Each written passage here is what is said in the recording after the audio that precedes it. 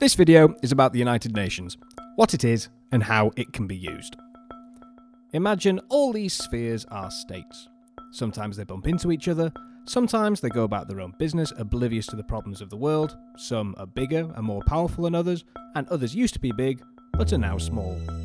The international system is the system of how these spheres interact with each other. These spheres could agree on how they trade with each other and how to look after their shared interests. Also, imagine if two spheres were about to fight each other. Imagine if there was a block of other spheres that could block them from doing so. Or, if one sphere keeps attacking another sphere for no reason, then all the other spheres could intervene. What the international system can do is attempt to apply rules to what otherwise would be chaos. One of the institutions of the international system is the United Nations, and it is one approach to take in dealing with an international incident or crisis. World War II ended in 1945. Many countries were in ruins, and the world wanted peace after two of the most damaging conflicts in the history of humanity. On the 26th of June 1945, representatives from 51 countries gathered together in San Francisco and signed a charter. This charter was the founding document of the United Nations. But what are the purposes of the United Nations? Article 1 of the UN Charter outlines them. Number 1. To maintain international peace and security, and to that end to take effective collective measures for the prevention and removal of threats to the peace, and for the suppression of acts of aggression or other breaches of the peace, and to bring about by peaceful means, and in conformity with the principles of justice and international law, adjustment or settlement of international disputes or situations which might lead to a breach of the peace. Number 2. To develop friendly relations among nations based on respect for the principle of equal rights and self-determination of peoples, and to take other appropriate measures to strengthen universal peace. Number 3. To achieve international cooperation in solving international problems of an economic, social, cultural or humanitarian character, and in promoting and encouraging respect for human rights and for fundamental freedoms for all without distinction as to race, sex, language or religion. And number 4. To be a centre for harmonising the actions of nations in the attainment of these common ends. So what does this actually mean? It's best summarised by the first 6 words: to maintain international peace and security. The UN has various methods of doing this, including authorising the use of force. There are 193 members of the UN, and it is made up of 6 different bodies: the General Assembly, the Social and Economic Council, the Trusteeship Council, the International Court of Justice, the Secretariat, and the Security Council. The roles and responsibilities of each of these bodies will now be covered. Firstly, the General Assembly. The General Assembly is the main deliberative, policy-making and representative organ of the UN. All 193 member states of the UN are represented in the General Assembly, making it the only UN body with universal representation. Each year, in September, the full UN membership meets in the General Assembly Hall in New York for the annual General Assembly session and general debate, which many heads of state attend and address. Decisions on important questions, such as those on peace and security, admission of new members and budgetary matters, require a 2/3 majority of the General Assembly. Decisions on other questions are by simple majority. The General Assembly each year elects a General Assembly President to serve a 1-year term of office. A crucial difference between the General Assembly and the Security Council is that resolutions passed by the Security Council are binding upon the members of the UN, whereas General Assembly resolutions are not. Secondly, the Economic and Social Council.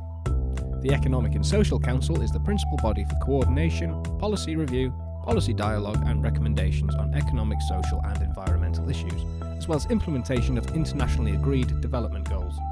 It is the United Nations central platform for reflection, debate and innovative thinking on sustainable development. The Trusteeship Council was established in 1945 by the UN Charter to provide international supervision for 11 trust territories that had been placed under the administration of 7 member states, and to ensure that adequate steps were taken to prepare the territories for self-government and independence. By 1994, all trust territories had attained self-government or independence.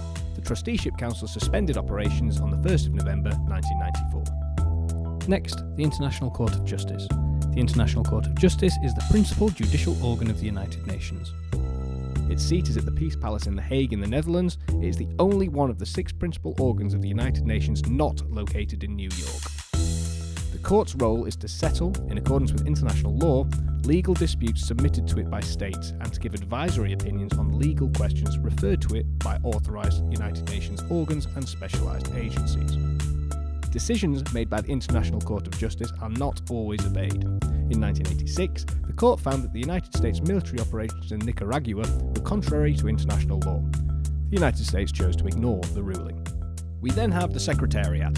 The Secretariat comprises the Secretary General and tens of thousands of international UN staff members who carry out the day-to-day work of the UN as mandated by the General Assembly and the organisation's other principal organs. The Secretary General is Chief Administrative Officer of the organisation, appointed by the General Assembly on the recommendations of the Security Council for a 5-year renewable term. Finally, we have the Security Council. The Security Council has primary responsibility under the UN Charter for the maintenance of international peace and security. All members of the United Nations agree to accept and carry out the decisions of the Security Council. While other organs of the United Nations make recommendations to member states, only the Security Council has the power to make decisions that member states are then obligated to implement under the Charter. The Security Council is made up of 15 states. In this 15, 5 are permanent members and the other 10 seats are filled every 2 years on a rotation for the other countries of the UN.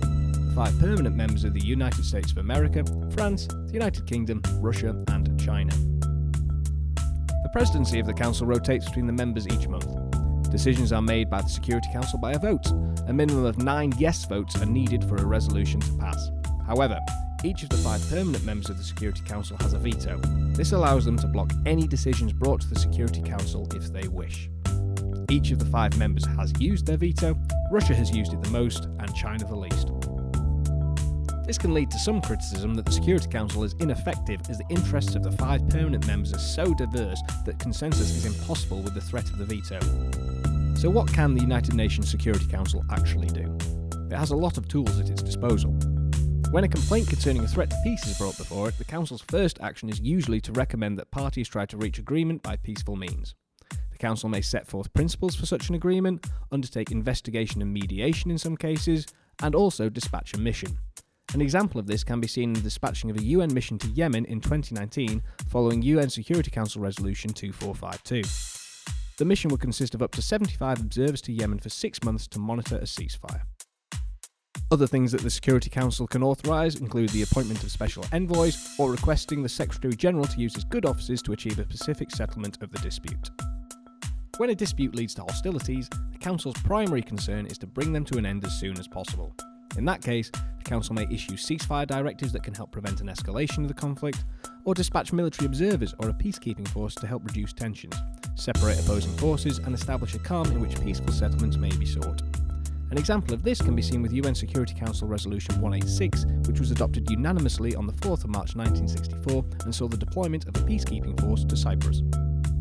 Beyond this, the Council may opt for enforcement measures, including economic sanctions, arms embargoes, financial penalties and restrictions, and travel bans.